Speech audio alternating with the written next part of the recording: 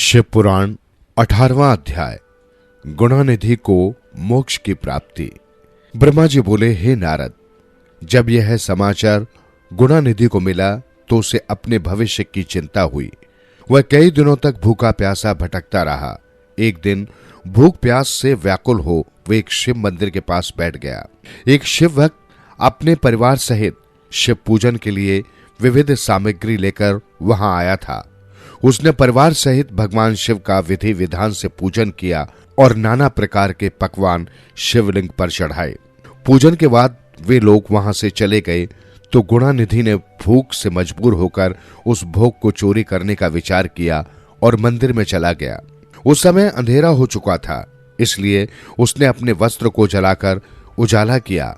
यह मानो उसने भगवान शिव के सम्मुख दीप जलाकर दीपदान किया था। जैसे ही वह सब भोग उठाकर भागने लगा, उसके पैरों की धमक से लोगों को पता चल गया कि उसने मंदिर में चोरी की है। सभी उसे पकड़ने के लिए दौड़े और उसका पीछा करने लगे। नगर के लोगों ने उसे खूब मारा। उनकी मार को उसका भूखा शरीर सहन नहीं कर सका। उसके प्राण पखेरु उड़ गए। उसके कुकर्मों के कारण यमदूत उसको बांधकर ले जा रहे थे। तभी भगवान शिव के पार्षद वहां आ गए और गुणानिधि को यमदूतों के बंधन से मुक्त करा दिया। यमदूतों ने शिवगणों को नमस्कार किया और बताया कि यह बड़ा पापी और धर्म कर्म से हीन है। यह अपने पिता का भी शत्रु है। इसने शिवजी के भोग की भी चोरी की है। इसने बहुत पाप किए हैं, इसलिए यह यमलोक का अधिकारी है। इसे हमारे साथ जाने दे ताकि विभिन्न नरकों को यह भोग सके।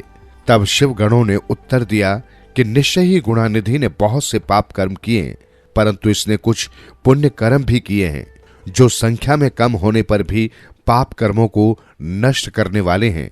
इसने रात्रि में अपने वस्त्र को फाड़कर शिवलिंग के समक्ष दीपक में बत्ती डालकर उसे जलाया और दीपदान किया।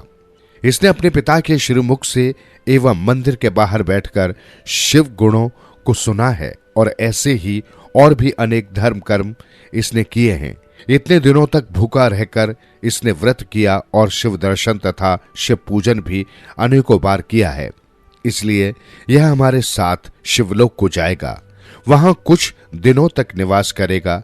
जब इसके संपूर्ण पापों का नाश हो जाएगा तो भगवान शिव की कृपा से यह कलिंग देश का राजा बनेगा। अतः यमदूतों, तुम अपने लोक को लौट जाओ। यह सुनकर यमदूत यमलोक को चले गए।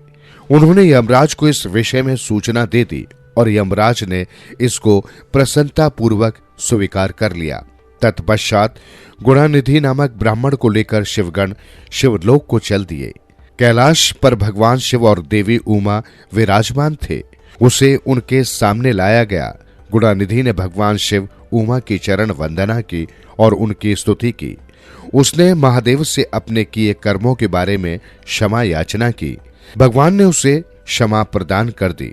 वहां शिवलोक में कुछ दिन निवास करने के बाद गुणानिधि कलिंग देश के राजा अरिदम के पुत्र दम के रूप में विख्यात हुआ। हे नारद, शिवजी की थोड़ी सी सेवा भी उसके लिए अत्यंत फलदायक हुई। इस गुणानिधि के चरित्र को जो कोई पढ़ता अथवा सुनता है, उसकी सभी कामनाएं पूरी होती हैं तथा वह मनुष्य सुख शांति प्राप्त करता है।